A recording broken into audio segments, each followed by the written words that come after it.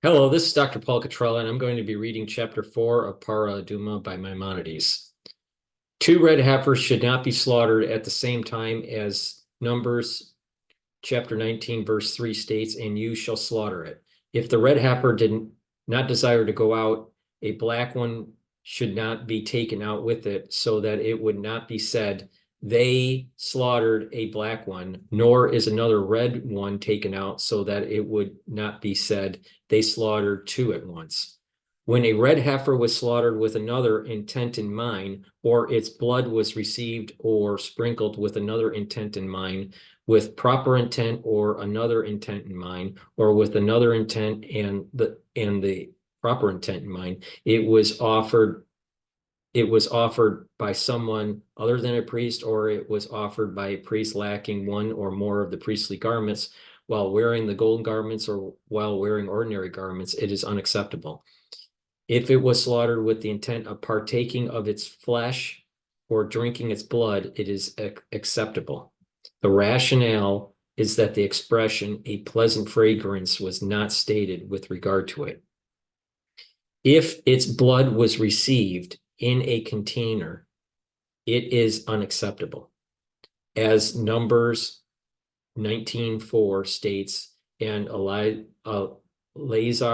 the priest will take the blood with his finger. The mitzvah is performed with the finger and not with a utensil.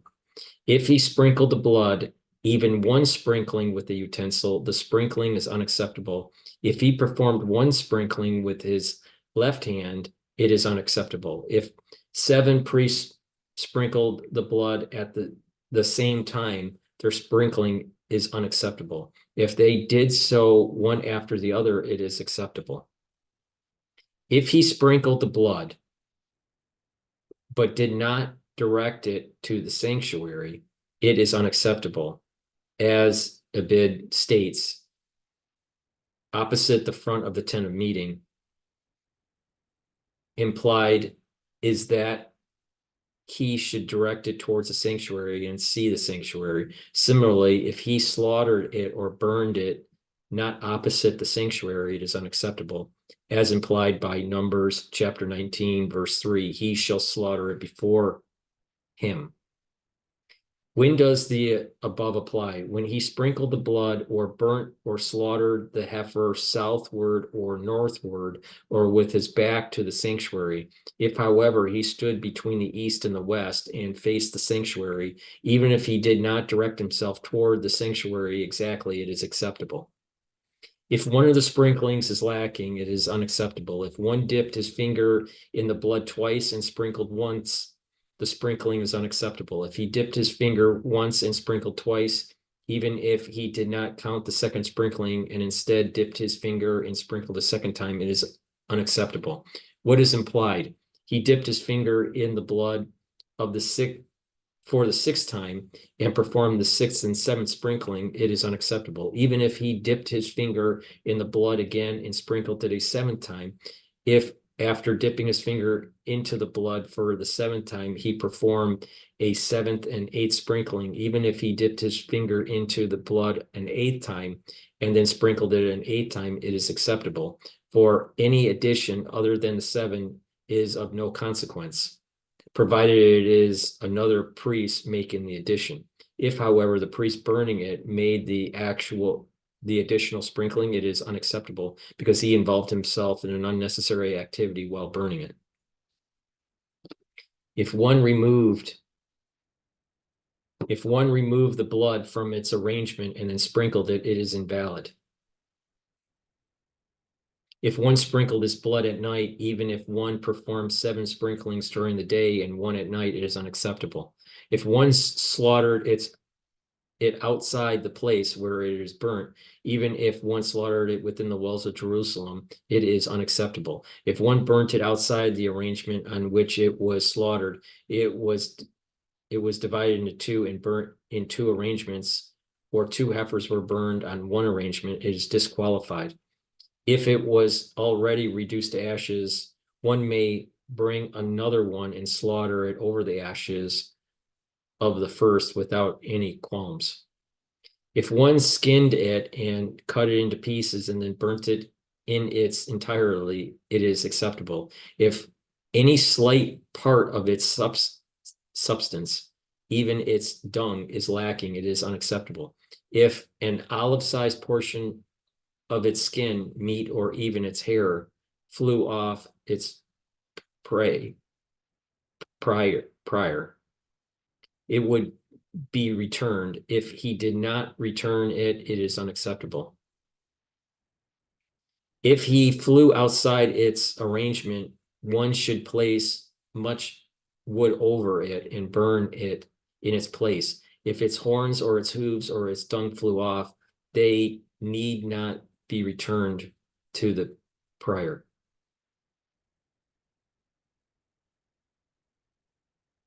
The red heifer is not disqualified if it is left overnight without being burnt.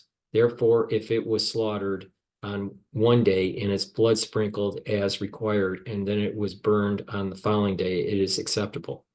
If the priest who burns it is in the acute state of onin, mourning, or is lacking atonement, it is acceptable. If one burnt it without sanctifying his hands and feet, it is invalid, because the process of offering the red heifer is compared to sacrificial worship.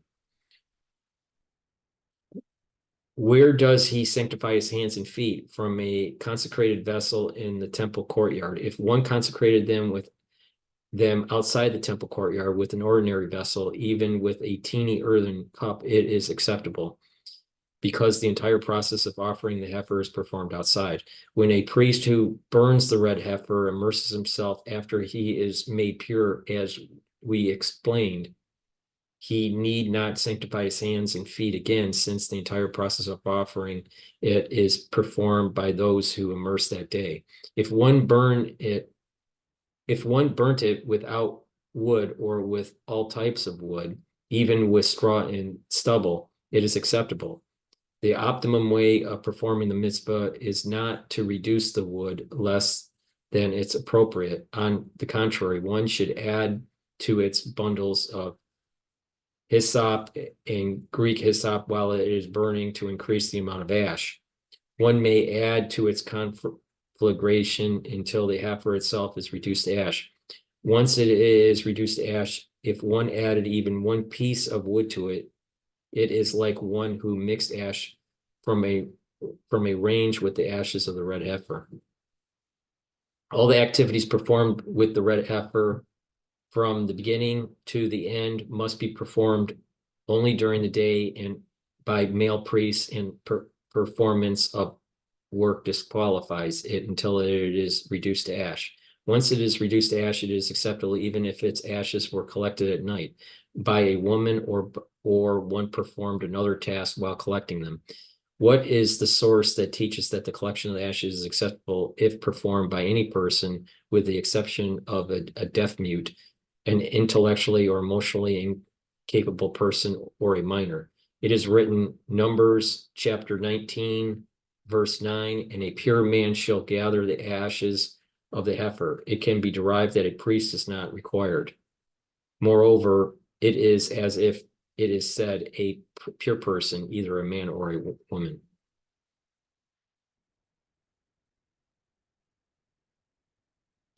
What source teaches that the performance of the work disqualifies it?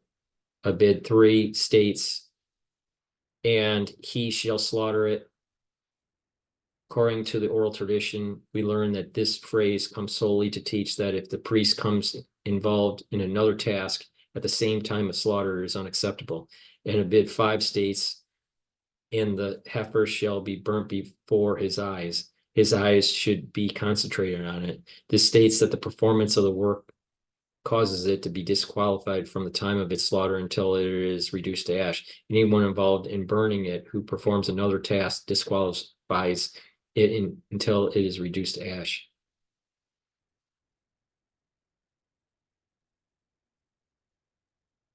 If one slaughtered the heifer and another animal was slaughtered with it, or a gourd was cut with it, it is acceptable, because he did not intend to perform work. This applies even though the animal that was slaughtered with it is acceptable to be eaten. For the slaughter of the ordinary animal does not require concentrated intent. If, however, one had the intent of cutting the gourd, and it was cut while he was slaughtering the red heifer, the heifer is disqualified because work was performed during its slaughter. That is the end of chapter 4 of Parah Adumah. Please subscribe to all my channels. I have 3 channels on YouTube. I have Brighteon, Bitchute, and Rumble. All the links are in the description. Please go to my store, the-studio-reykjavik.com, and donate to help support my news coverage. You can donate through Stripe, PayPal, or buy me a coffee at the bottom of my homepage and my website. You can also subscribe to my Patreon channel by being a paid subscriber to my channel. It helps support my work. Thank you for listening and have a nice day.